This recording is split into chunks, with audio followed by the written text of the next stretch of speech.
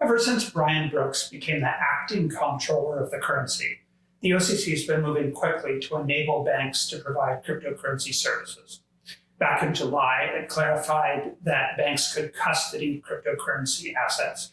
And now just last month, the OCC issued an interpretive letter that clarified that banks can take deposits that serve as reserves for stablecoin customers.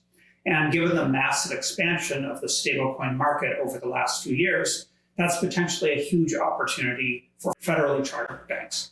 So today I'm going to talk a little bit about the position that the OCC has taken on stablecoins, and then talk about what banks can do now to take advantage of this potentially lucrative new line of business.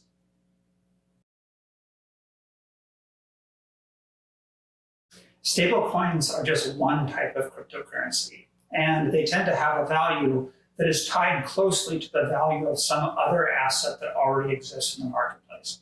So, for example, there are stablecoins that are tied to the value of the US dollar. There are stablecoins that are tied to the value of commodities like gold or diamonds.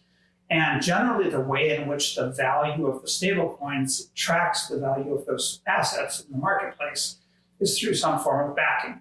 So, for example, a stablecoin that is tied to the US dollar may be backed by actual US dollars held in bank accounts or cash equivalent securities that are held by the issuer of that stablecoin. But the OCC has defined stablecoin in a much more restrictive way than how it's generally used in the marketplace.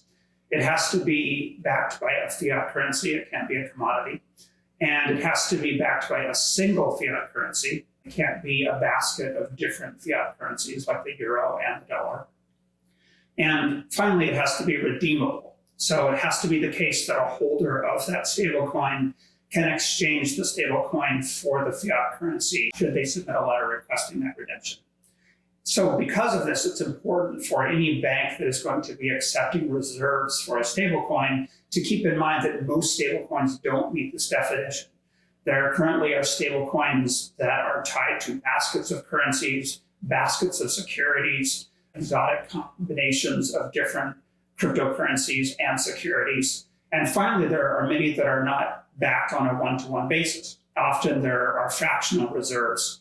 And so any bank that is considering taking a deposit first has to confirm that the reserve is going to be a reserve for a stablecoin that meets the OCC's definition.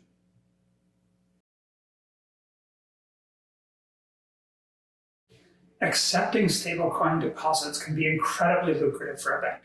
So what does a bank have to do before it starts accepting those stablecoin deposits? Well, first of all, there are requirements that are specific to stablecoins. So for example, you need to figure out how you're going to verify that that specific stablecoin issuer is backing each token on a one-to-one basis with fiat reserves. And that'll require getting to know the system of that customer, because the verification process will be different for each different cryptocurrency issuer that is issuing a new stablecoin. In addition, you'll need to make sure that that particular customer is complying with the law. And the OCC's interpretation of its own regulation is just one of those potentially relevant laws. It's also important to make sure they're complying with federal securities law and state laws, both in terms of consumer protection and in terms of cryptocurrency specific laws. So for example, here in New York State, it's important to make sure that they're complying with any BIT license required. In addition to those requirements that apply specifically to stablecoins, there are just general requirements that apply to any new deposit account that a bank opens. So they need to make sure that the Bank Secrecy Act and anti-money laundering systems can adequately monitor any transactions in that account. They need to make sure they know their customer and who the beneficial owner is of that account that's being opened. And they also need to engage in just their traditional risk management review.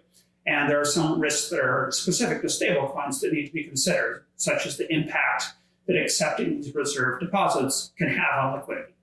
So there's a lot of complicated questions here. This is a brand new area. It's potentially very lucrative, but the fines that could be imposed on financial institutions are also significant. But good news, I'm a lawyer. So if you have any questions about this new OCC policy or how you can take advantage of the OCC's interpretive letter and what that means in terms of stablecoins, give me a call. I'd be happy to talk to you.